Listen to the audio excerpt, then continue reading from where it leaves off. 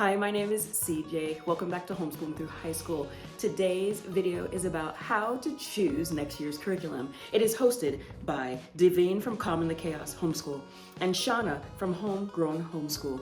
Below you'll find a playlist of all the other contributors to this topic, so make sure to check that playlist out. For my future 10th, 7th, and 8th grader, there are two things that I consider on how I'm going to choose curriculum. The first is, will I outsource any of these subjects? And the next is, where are we in our current season of life? What stage are the kids in? And I've been doing this type of curriculum choosing since my son entered 8th grade, 7th or 8th grade. And so let me show you what that looks like.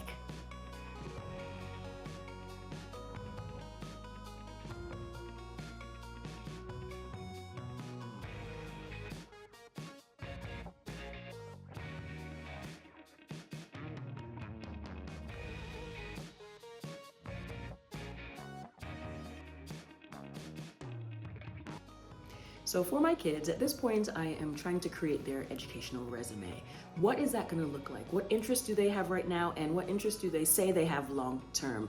And maybe they don't have any, and I need to help them get there. So I think first, am I going to outsource anything? That is what I go by first. Because usually what happens is if you're going to outsource something, those classes go quickly. So just looking at my notes, I first consider, am I tapped out in a subject or a curriculum? Am I not well versed in a certain subject, such as programming or anything with technology? And that's right now what my son is interested in. If so, I then consider to use a DVD, maybe an online program, or maybe outsource it locally. I seek those classes, whether it's on social media or word of mouth, and then I talk to the prospective teacher, or if it's an online program, I look at reviews as well as also if anybody that I know have used them before.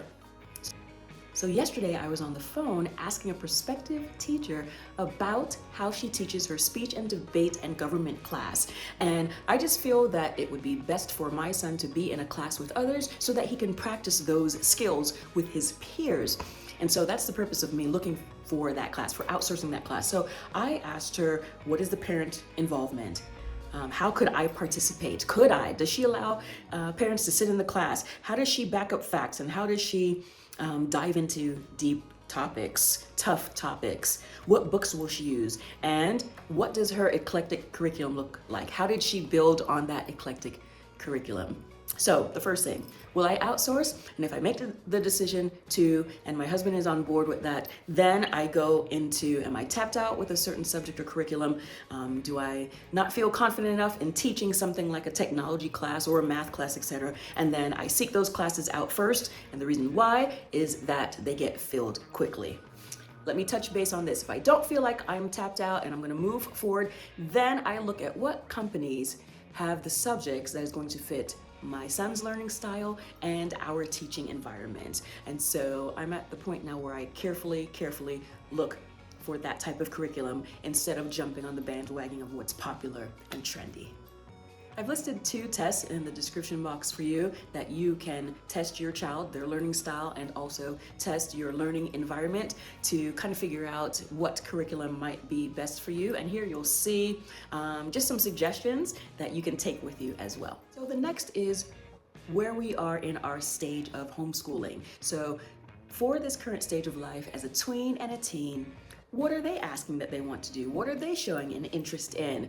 What do they say they want to learn? And how is that going to fit in with the high school requirements for this state? What do I want to make sure that they learn before they graduate? So I think of, life skills and different things like that. So once I figure out if I'm going to outsource a subject or not, and then once I figure out this stage of life and what they're asking for and what I want them to learn this particular year, then from there, I seek the curriculum or I seek local classes with a different teacher and I build a schedule from that to fill in all of the gaps for language, science, history, math, electives. And that is how I choose curriculum. Pretty simple and to the point, no fluff, and I hope that this has helped you. Thank you for joining me today. Make sure to check out the playlist with all the other contributors. And if you have enjoyed this content, feel free to share, like it, and subscribe as well. We'll see you in the next video.